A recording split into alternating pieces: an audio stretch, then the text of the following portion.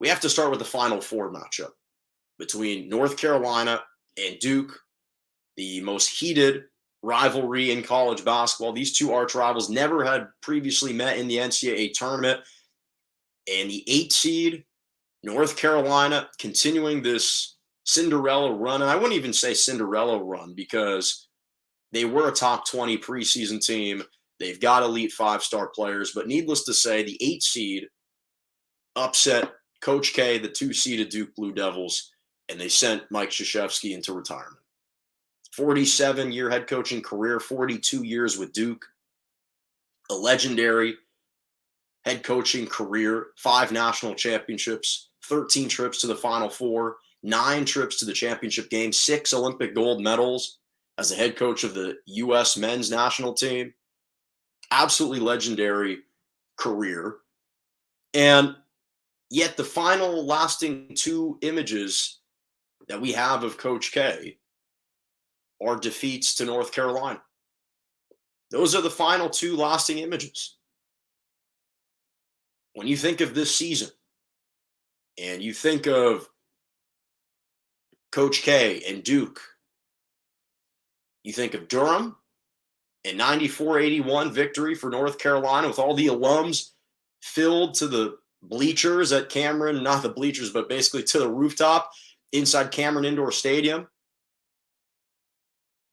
Think of now this Final Four matchup in New Orleans. And it was an epic, instant classic, a patented March Madness game. And that was really the biggest question for me that I had concerns about was, would this game deliver? Would this game be competitive throughout? And boy, did it do much more and exceed that based on the performance we saw set on Saturday. 81-77.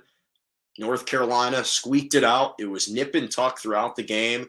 Extremely, extremely competitive. But as much hoopla as there was entering the game and even following the game, and as much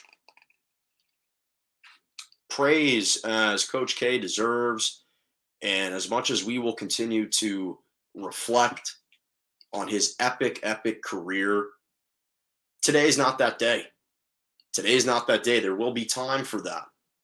But today it's about giving flowers to North Carolina and Hubert Davis and Caleb Love and RJ Davis and Armando Bacot and that entire team for the performance that they put out on Saturday, and really what the Carolina Tar Heels have been doing all tournament long, because there was obviously excitement, competitive throughout, 18 lead changes. There were highlight plays, there were clutch shot making and moments. And this is why North Carolina has managed to emerge in this tournament, is because they've checked all the boxes for what elite college basketball teams in the NCAA tournament have to do. They've embodied everything that it means to play in the NCAA tournament and in March Madness, because you've got a huge presence in the middle in Armando Bacot, who's been dominating all season, now has officially surpassed Tim Duncan for the most double-doubles in ACC history. He's been an absolute monster inside, wreaking havoc. He hasn't been able to be contained as of yet. So that matchup against McCormick, which I'll talk about, will be extremely fascinating. He even tweaked his ankle. He retied his shoes, entered back into the game a minute later, just powering through, battling through. I love the leadership that we've been seeing from RJ Davis. He carried North Carolina in the first half with 14 points, just getting to his spot, pulling up for mid-range jumpers, wasn't settling for the outside shot. He was controlling tempo. He played the final 7 minutes of the game with 4 fouls. He was battling foul trouble. And then you have the clutch shot making and the closing gene in Caleb Love, who I think Caleb Love's stock has soared more than any other college basketball player in this tournament. Obviously, last year we saw several players. We saw Johnny Juzang for UCLA, Jared Butler for Baylor. This season, and Davion Mitchell last season as well. This season, it's been Caleb Love. He's been the burgeoning star in the NCAA tournament.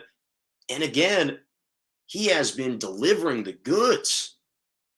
All tournament, he dropped 28 points on Saturday against Duke. 22 of them came in the second half. He was limited to 6 first half points. He obviously dropped 31 points against UCLA. If he doesn't go off like that, the Bruins probably win that game.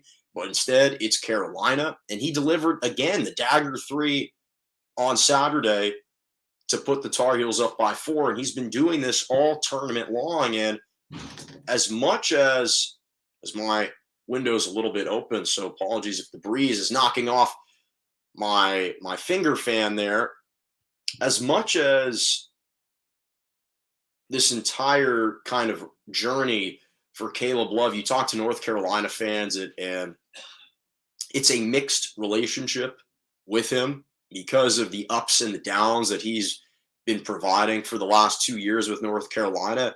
He's never played better. He's never played better. And he has been absolutely sharp. He's been clutch down the stretch, and they've needed it. And that's what makes this team so dangerous, is because they've got that guy who's not only an elite scorer, but has proven time and time again in this tournament that he's going to come up clutch. He's going to come up big. He's been averaging 20 points per game in the 5 NCAA tournament games, and they're just gelling at the right time. They're finding their stride at the right time, and it sets up an epic championship game tonight against Kansas, and I think we can't wait. Again, I'm going to break down some of these matchups in just a second, but it's going to be absolutely, absolutely fantastic. But congrats to North Carolina being able to outlast Duke.